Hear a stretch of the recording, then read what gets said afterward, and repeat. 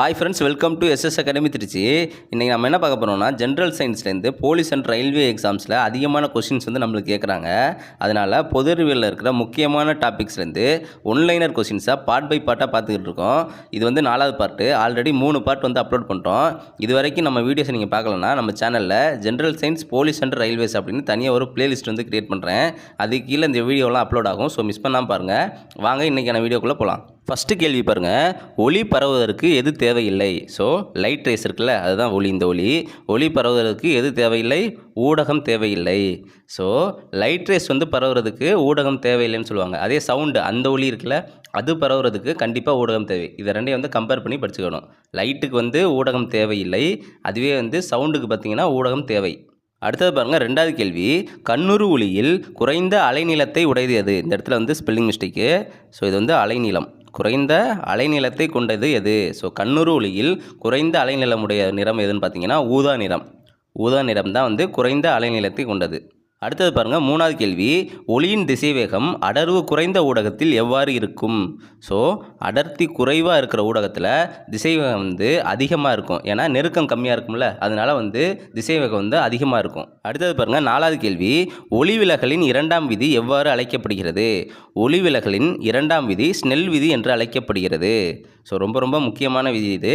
ஒளிவிலகலின் 2ஆம் விதி ஸ்னெல் விதி என்று அழைக்கப்படுகிறது. அடுத்தது பாருங்கள், 5வது கேள்வி, ஒளியின் திசைவேகம் அடர்வு மிகுந்த ஊடகத்தில் எவ்வாறு இருக்கும்? ஸோ அடர்த்தி அதிகமாக இருக்கிற இடத்துல ஒளியின் திசைவேகம் குறைவாக இருக்கும். ஆல்ரெடி நம்ம பார்த்தோம், அடர்த்தி குறைவாக இருந்துச்சுன்னா திசைவேகம் அதிகமாக இருக்கும்னு பார்த்தோமா? அதே மாதிரி அடர்த்தி அதிகமாக இருந்துச்சுன்னா திசைவேகம் குறைவாக இருக்கும். அடுத்தது பாருங்கள், 6வது கேள்வி, கண்ணுறு ஒளியில் அதிக அலைநீளத்தை உடையது எது? ஸோ அதிக அலைநீளம் உடையது எதுன்னு பார்த்தீங்கன்னா சிவப்பு நிறம். சிவப்பு நிறம் தான் அதிக அலைநீளத்தை உடையது. அடுத்தது பாருங்கள், 7வது கேள்வி, ஊடகத்தில் ஒளிக்கதிரின் விலகு கோணம் எதனை பொறுத்து மாறுபடும்?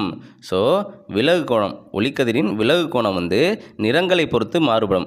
படுற நிறங்களுக்கு ஏற்றாப்புல விலகு கோணம் மாறுபடும். ஒவ்வொரு நிறத்திற்கும் ஒவ்வொரு விலகு கோணம் ஏற்படும்.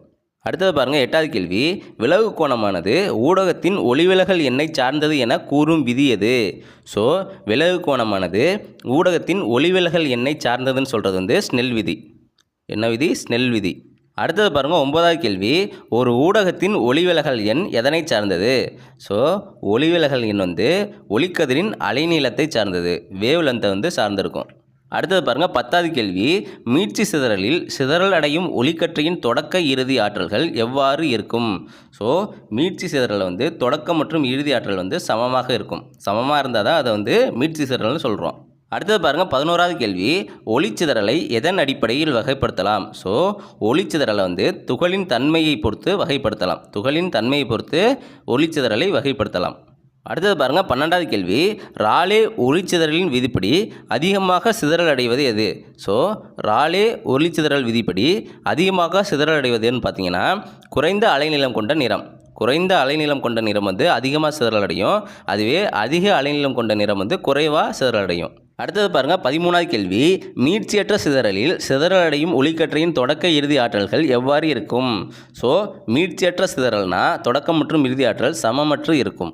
அதுவே ஆல்ரெடி நம்ம என்ன பார்த்தோம், மீட்சி சிதறல்னா சமமாக இருக்குன்னு பார்த்தோமா? இது ரெண்டுக்கும் டிஃப்ரென்ஸ் பார்த்துக்கோங்க. மீட்சினா சமமாக இருக்கும், மீட்சியற்றுனா சமமற்று இருக்கும். அடுத்தது பாருங்கள், 14வது கேள்வி, ராமன் ஒளிச்சிதறலில் எவற்றில் மாற்றம் ஏற்படும்?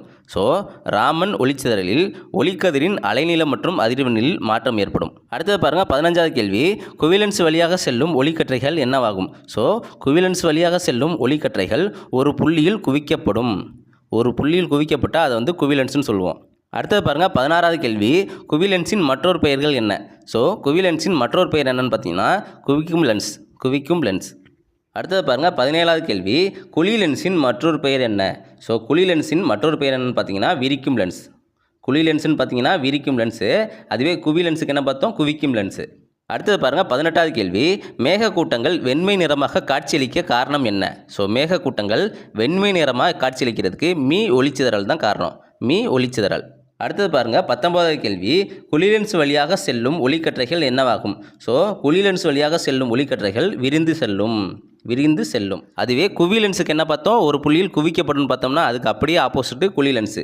குழி லென்ஸுனா விரிந்து செல்லும். அடுத்து பாருங்கள் 20வது கேள்வி, நிறமாலையில் உள்ள நிறங்கள் எவை? ஸோ நிறமாலையில் வந்து 7 நிறம் இருக்கும். விப்ஜியார்னு சொல்லுவோம்ல, அந்த 7 நிறம் இருக்கும். என்னென்னது? ஊதா, கருநீலம், நீலம், மஞ்சள், பச்சை, ஆரஞ்சு, சிவப்பு. இது 7 நிறமும் வந்து இந்த நிறமாலையில் இருக்கும்.